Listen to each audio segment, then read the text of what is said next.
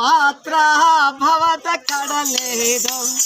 ಗುರು ಕೃಪೆ ಇರಲು ಗಂಟಲೆಂದು ಗೋಷ್ಠವೆನಿಪುವದ ಅಷ್ಟಭೋಗಗಳ ಬಿಟ್ಟ ಅಷ್ಟಪಾಶಗಳನ್ನೇ ಸುಟ್ಟು ಅಷ್ಟದಳದ ಕಮಲ ಮಧ್ಯ ದೃಷ್ಟಿಗೊಲಿದ ನಿಶಾರಂಗೆ ಎಷ್ಟು ಮಾತ್ರ ಅವದ ಕಡಲಿದು ಕೃಪೆಗಿರಲು ಗಂಟಲೆಂದು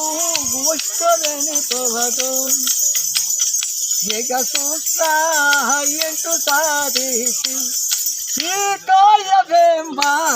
ಈಗ ಮಂಟಪವನ್ನು ಶೋಧಿಸಿ ನಗಸರ್ಪಾದೆಡೆಯ ತುಳಿಯೇ ಅಗ್ರರತ್ನ ಕಾಂತಿ ಪಳೆಯೇ ಹೋಗ ಸೊರತಿ ಮನವ ಮುಳಗಿ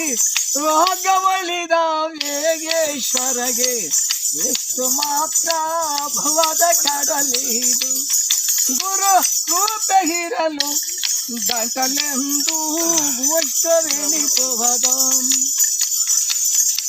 ಆರು ಬಾಗಿಲನ್ನು ಮುಚ್ಚಲು ಈ ದಳವನೇರಿ ಈ ದಳವನೇರಿ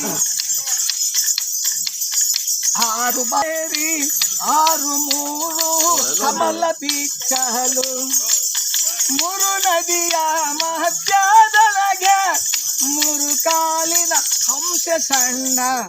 ವಾರ ತೆಗೆದು ಬಡಿವ ಗಂಟೆ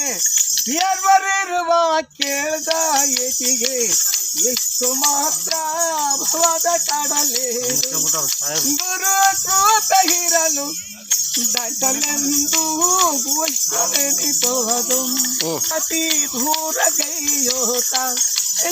ಅಮ್ಮ ಶಿವನ ಶರಣ ಸಂತತಿಯಲ್ಲಿ ಸೇರೋತ ದೊರೆಯಲದಿಕ ಎನ್ನಿಸಿ ನೆರಿವ ಪರಮ ಶ್ರೀ ಗುರು ರಂಗಲಿಂಗನ ಶರಣ ಕಮಲ ಜಗವ ಮರೆತೋ ರಥ ಮುಕ್ತಾಳಾದ ಯತಿಗೆ ಶರಣ ಕಮಲದಲ್ಲಿ ಜರತು ಜಗವ ಮರೆತು ರಥ ಮುಕ್ತಾಳಾದ ಯತಿಗೆ